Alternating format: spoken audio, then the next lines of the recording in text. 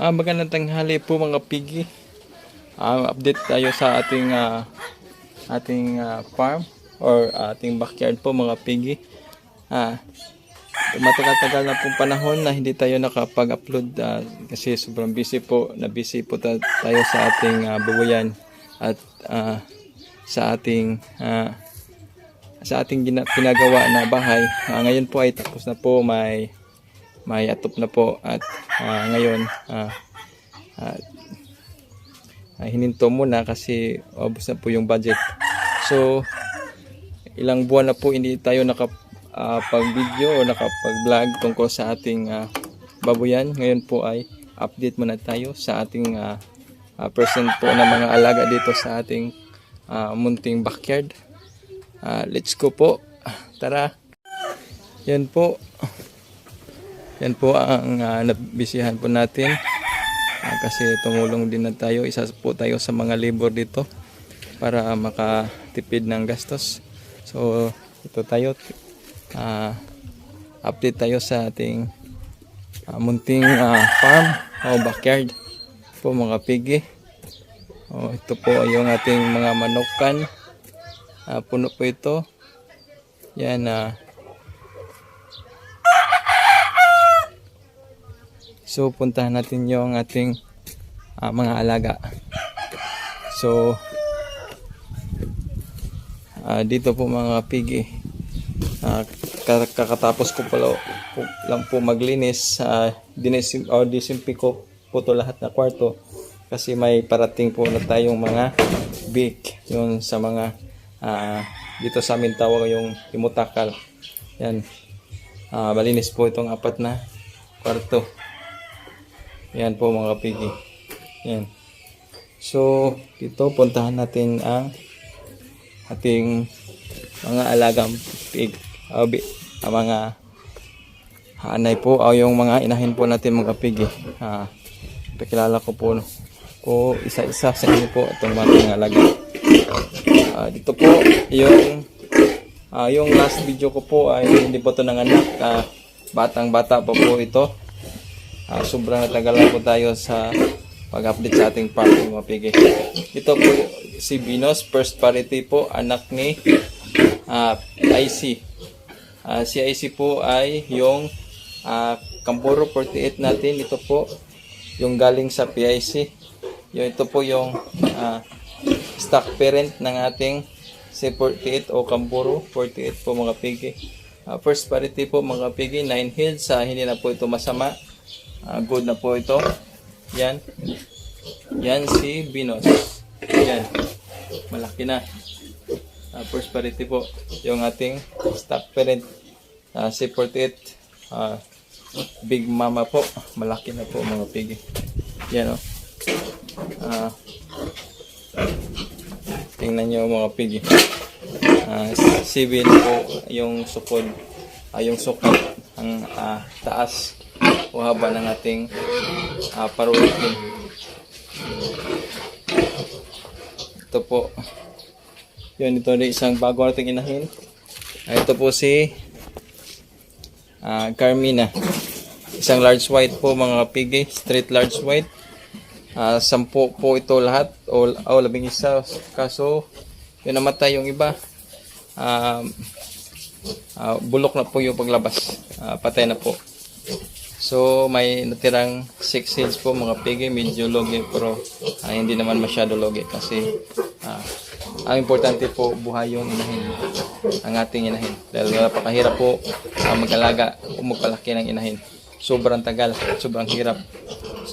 May dagdag pa ang malaking gasto po mga pig. So ito po yung ating cross large white at saka durok. Yan, ito si Datin po mga pigi. Yan, si Datin. Yan, buntis pa po ito, 1 month po mga pigi. Dito naman tayo sa ating barako. Ito po yung kauna-una nating barako. Isa po itong Landris, sobrang haba ng katawan. Yan po ang laki. Nasa mga estimated 200 plus kilos Malapit na po itong mag 300. Sobrang laki at haba ng katawan po mga pigi. Ito po si Matso. So dito tayo sa sunod. Ito naman si Batid. Pangalan po nito ay Batid. Binago lang po yung paunahing letter kay Dated kasi kamukha po sila. Kasi cross din po ito ng large white at saka Dorok. Kaya ang pangalan niya ay Batid po mga pigi. Buntis po ito mga pigi.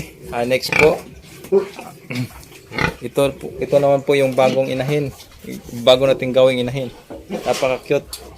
Isa po itong Landrace. Oh. Ang cute mo, baby. So, yan po mga kapigi. Nasa 3 hour running 4 months po mga kapigi. 100 plus kilos, mga 115 kilos or 120. Yan. Sunod na po naman po isang bago po nating pinakastahan. Yan po, namumula yung ayan tagiliran. Kaninang umaga lang po pinakastahan po mga kapigi. So isa po itong Landes. First parity po yung winalay natin. Itong yung pangalawang pagbubuntis po. Sobrang malaki na po. First parity lang po. Sunod ito po yung panghuli nating barako. Ang barako nating pinakamaingay at medyo matapang. Ito po ay isang straight large white. Yan. 17 months old po mga pigi. Tingnan nyo 17 months old. Sobrang laki po mga pigi. 200 plus kilos, 17 months old, running 18 months old po mga pigi. Isang straight large white po mga pigi. Okay, let's go. Tingnan natin sa likuran. Quality po yung ating bore po mga pigi. Pantay ang kanyang itlog, malaki. At ito naman sa ating Landrace. Yan. Ang habang-haba pong katawan. Pantay ang itlog, malaki. Perfect po ang ating mga barako dito mga pigi. So, sa ating breeding naman sa mga manok, ating manok panabong, yung ating mga warriors po mga pigi. Dito po tayo sa ating baby stag warriors po mga pigi. So, dito po may mga baby stag tayo. Yan. Yan, tatlong straight 5K sweater at saka tatlong cross hats, bone crusher hats po mga pigi. At may marami pa itong tayong mga bagong pusa o bagong pisa po mga sisiw po mga pigi. Yan po ang ating mga manukan. Ito po mga pigi, lapitan natin para makita po ninyo po mga pigi. Yan po ang ating breeding area sa mga manok. Nandyan po ang ating mga sisiw, mga warriors po mga pigi. So, yan lang po ang update sa ating babuyan po mga pigi. Hindi pa po ko po tatapusin, puntahan muna natin ang ating bagong ginawa ang farrowing pin po mga pigi. Nagdagdag tayo ng farrowing pin, puntahan natin. Nagdagdag tayo kasi medyo umasinso naman kaunti yung ating munting backyard. So, pinalak nating magdagdag ng inahin po mga pigi. May dalawang bake po tayong kukunin sa ibang farm po mga pigi para gawing inahin. So dito natin ilagay yon para magkasya siya. Ito po yung ating bagong farrowing pin area po mga pigi. Yan, tingnan nyo. Kahit hindi po kayo magtanong, sasabihin ko sa inyo, ako lang po ang gumawa nito po mga pigi. Yan, no?